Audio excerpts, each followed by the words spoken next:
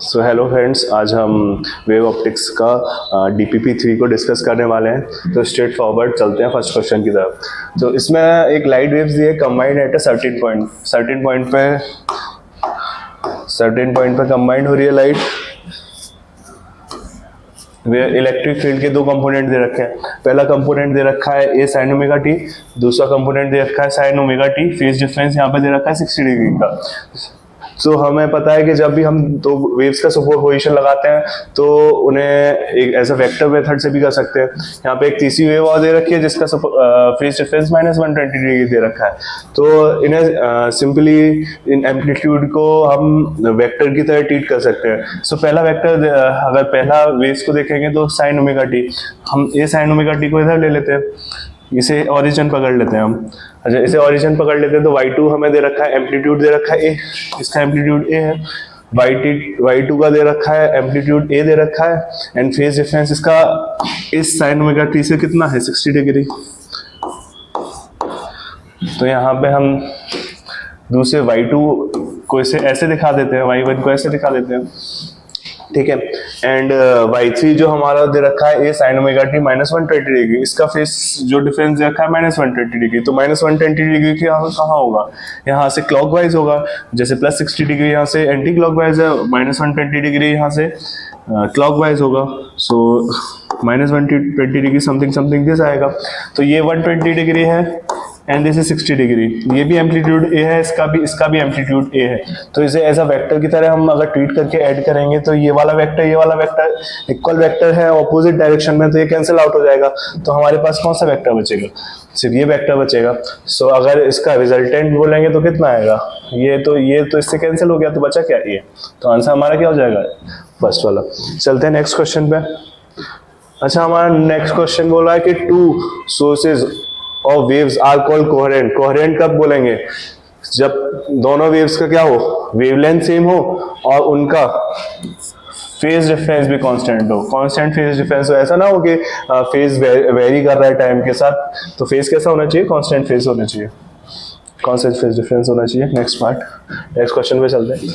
दो वेव्स है equal amplitude, wavelength but differing in phase are superimposed. दो waves हैं, सेम एम्पलीट्यूड की है, इक्वल एम्पलीट्यूड की है और सेम ही वेवलेंथ है, और ये डिफरिंग इन फेज, उनका फेज क्या है, अलग अलग है, सुपर इम्पोज हो रही है, ठीक है।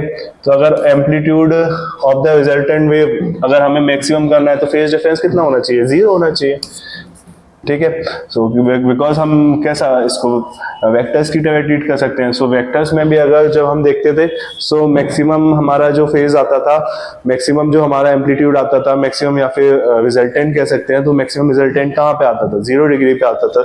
सिमिलर कहानी यहाँ पे चल रही है। नेक्स्ट क्वेश्चन, इस क्वेश्चन में बोला है दो कोहेरेंट सोर्स है, टू कोहेरेंट सोर्सेस है, इंटेंसिटी रेशियो 100:1, ठीक है। What is the ratio approx of the intensity between the maxima and minima of the interference pattern, ठीक है। तो जो गिवन इंफॉर्मेशन है वो हम लिख लेते हैं। गिवन इंफॉर्मेशन के हिसाब से क्या दे रखा है, इंटेंसिटी दे रखा है I1, पहली वाले की लाइट की इंटेंसिटी को I1 ले लेते हैं, दूसरे वाले की लाइट की इंटेंसिटी को I2 ले लेते हैं। इसका रेशियो कितना दे रखा है, 100:1 दे रखा है। और हमसे किसका अप्रोक्सीमेट रेशियो पूछा है, किसके बीच का, मैक्सिमा एंड मिनिमा के बीच का। तो देखते हैं मैक्सिमा, अगर आई मैक्स की बात करूं, मैक्सिमम इंटेंसिटी हमें कितनी मिलती है, इसका हमें सीधा डायरेक्ट फॉर्मूला पता है। ये कितनी होती है, √I1 + √I2 का होल स्क्वायर, ये मैक्सिमम इंटेंसिटी होती है। अच्छा, मिनिमम इंटेंसिटी कितनी होती है, मिनिमम इंटेंसिटी होती है √I1 - √I2 इसका होल स्क्वायर। अच्छा, अब ये इन्होंने हमसे पूछा हुआ है कि रेशियो पूछा है इसके बीच का, मैक्सिमम और मिनिमम के बीच का, दोनों को डिवाइड कर देते हैं। अच्छा, दोनों को डिवाइड करेंगे तो यहाँ से अगर मैं लिखना चाहूँ तो यहाँ से मैं ये भी लिख सकता हूँ कि दिस इज I1 मेरा कितना है, 100I2 के बराबर है। I1 मेरा 100I2 के बराबर है।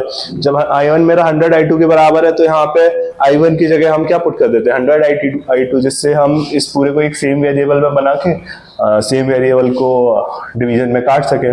सो बेसिकली अगर मैं यहाँ से बोलूँ आई मैक्स बाई आई मिन, मेरा कितना आ जाएगा, आई मैक्स बाई आई मिन मेरा यहाँ पे आई वन की जगह मैं क्या डाल रहा हूँ 100, आई वन की जगह 100 आई टू डाल रहा हूँ। सो ये मेरा हो जाएगा आई वन की जगह मैं यहाँ पे लिख दिया 100 i two, this is 100 i two plus root i two इसका होल स्क्वायर। सिमिलरली हम डिनोमिनेटर में भी आई वन को क्या डाल देंगे 100 i two, this is 100 i two plus sorry minus root i two इसका होल स्क्वायर। ठीक है, यहाँ से आई टू कॉमन ले लेंगे, तो आई टू कॉमन ले लेंगे तो हमारे पास जैसे रूट 100 को हम 10 लिख लेते हैं, तो हमारे पास क्या बचेगा इधर आई टू 10 प्लस 1 का होल स्क्वायर अपॉन इधर क्या बचेगा, अगर आई टू कॉमन ले लेंगे, आई टू यहाँ पे रूट आई टू कॉमन लिया, स्क्वायर होके आई टू बन गया, यहाँ पे बचेगा हमारे पास 10 माइनस 1 का होल स्क्वायर। ठीक है, आई टू से आई टू कैंसिल, तो 100 10 प्लस 1 11 का स्क्वायर बाई 9 का स्क्वायर, यानी कि हमारा क्या आ गया 121 बाई 81। ठीक है, इसमें यहाँ पे अप्रोक्स लिखा है, तो हम यहाँ पे इसको कैसे जा सकते हैं 121 को इसको 40 से अप्रोक्सीमेटली ये कितना आ जाएगा हमारा, ये अप्रोक्सीमेटली 3 टाइम्स आ जाएगा, ये अप्रोक्सीमेटली 2 टाइम्स आ जाएगा। ठीक है, चलते सो बेसिकली चलते हैं हम नेक्स्ट क्वेश्चन की तरफ। अच्छा, नेक्स्ट क्वेश्चन हमारा क्या रहा है कि द रेशियो ऑफ, इसमें क्या दे रखा है, इंटेंसिटी दे रखी है, मैक्सिमा और minima interference pattern is in the ratio 49:9। What is the ratio of intensity of the two current source employed in the interference experiment. ये पिछले वाले क्वेश्चन का जस्ट उल्टा है, इसमें रेशियो उल्टा मैक्सिमा और मिनिमा का रेशियो दे रखा है और पूछा है इंटेंसिटी टू कोहेरेंट सोर्स की पूछी है, मतलब इसमें आई मैक्स और आई मिन का रेशियो दे रखा है। आई मैक्स बाई आई मिन क्या दे रखा है, आई मैक्स बाई आई मिन दे रखा है हमें, दिस इज 49:9। ठीक है, और हमसे क्या पूछा है, I1 और I2 का रेशियो पूछा है। सो यहाँ पे अगर I max का मैं फॉर्मूला लिखूँ, ठीक है, तो I max का मेरा फॉर्मूला क्या हो जाएगा, under root I1 plus under root I2 का होल स्क्वायर, और मेरा सिमिलरली मेरा I min कितना हो जाएगा, I min हो जाएगा मेरा root I1 minus root I2 का होल स्क्वायर। ठीक है, ये किसके बराबर है, 49:9 के बराबर। रूट ले लेंगे बोथ साइड, अगर बोथ साइड में रूट लूंगा तो मेरा यहाँ से क्या आ जाएगा, रूट I1, यहाँ पे बचा root by I1 and root I1 के बाद plus root I2 upon root I1 minus root I2। यहाँ पे 49 का रूट हो जाएगा, तो दिस इज 7 एंड बाई 3। ठीक है, फर्दर आगे चलते हैं। ठीक है, इसे आगे सॉल्व करते हैं, तो इधर से क्रॉस मल्टीप्लाई कर लेते हैं, तो इधर से क्या आ जाएगा मेरा 3 root I1 plus 3 root I2 equals to 7 root I1 minus 7 root I2, 7 root I1 minus 7 root I2। ठीक है, इसे I1 वाले टर्म्स एक साइड ले लेते हैं, I2 वाले एक साइड ले लेते हैं, I1 को उधर पहुंचा देते हैं और I2 वाले टर्म्स को इधर साइड ले आते हैं, तो इधर क्या हो जाएगा 10 root I2 is equals to हमारा 3 उधर जाएगा, सो 4 रूट I1। ठीक है, सो यहाँ से अगर मैं I1 बाई I2 को बोलूँ तो root I1 by root I2 मेरा कितना हो जाएगा, इधर साइड बचेगा 10 एंड इस साइड बचेगा मेरा 4। ठीक है, अच्छा बेसिकली अगर अब मैं यहाँ से और थोड़ा सा सिंप्लीफाई करूँ तो इसको मैं लिख सकता हूँ 5/2। ठीक है, अब बोथ साइड स्क्वायर कर देते हैं, तो मेरा I1 बाई I2 कितना आ जाएगा, दिस इज 25/4। सो आंसर क्या हो गया हमारा 25:3, डी आंसर हो गया। ठीक है, चलते हैं नेक्स्ट पार्ट पे, नेक्स्ट क्वेश्चन पे। अच्छा, इसमें बोल रखा है 4 pairs of light waves arrives at a certain point on a screen. 4 pair आ रहे हैं लाइट की, एक सर्टेन पॉइंट पे अराइव कर रहे हैं, the waves have same wavelength, wavelength मतलब कोहेरेंट सोर्स है। ठीक है, at the arrival point their amplitude and phase difference are, amplitude and phase difference के बारे में ये जानकारी दे रखी है, एक ये वाला दे रखा है, ये चार ये दे रखा है, तीसरा पेयर ये दे रखा है, चौथा पेयर ये दे रखा है। अब पूछ रहा है कि इन पेयर में से ग्रेटेस्ट इंटेंसिटी किसकी है। तो सबसे पहले अगर मैं फर्स्ट वाले को देखता हूँ, कि 2a0 और 6a0, ये इनके बीच में फेस कितना है, पाई का, इनके बीच में पाई का फेस है। तो हम पाई के फेस को कैसा एज अ वेक्टर की तरह अगर हम ट्रीट करेंगे तो मेरा जो 6 है वो इस डायरेक्शन में है, अगर 6 को मैं ले लूं और 2 एक अपोजिट डायरेक्शन में है, तो इन्हें ऐसा अगर वेक्टर की तरह मैं ट्रीट करूंगा तो 6a0 माइनस 2a0 मेरा रिजल्टेंट जो वेव आएगी उसका एम्पलीट्यूड कितना आ जाएगा, 4a0 आ जाएगा। ठीक है, नेक्स्ट पार्ट में इधर अगर मेरा 3a0 5a0 अगर पाइप है, सिमिलरली इसमें भी वेक्टर करूंगा तो मेरा कितना आ जाएगा, 5 माइनस 3 2a0 आ जाएगा एम्पलीट्यूड। ठीक है, इसमें अगर एम्पलीट्यूड की बात करूंगा तो 9 माइनस 7 और ये 3 पाइप है, 3 पाइप मतलब 270 डिग्री पे। सो अगर मैं बात करूं 3 पाइप मतलब कितने पे है, मतलब मेरा एक सर्कल में कितना है 360 प्लस पाई। सो ये भी मेरा अपोजिट है, तो इसका आंसर मेरे को कितना मिल जाएगा, 2a0 मिल जाएगा। ठीक है, अच्छा 2a0 और 2a0 0 पे है तो ये क्या हो जाएंगे, ऐड हो जाएंगे, ऐड होके क्या हो जाएंगे, 4a0 हो जाएंगे।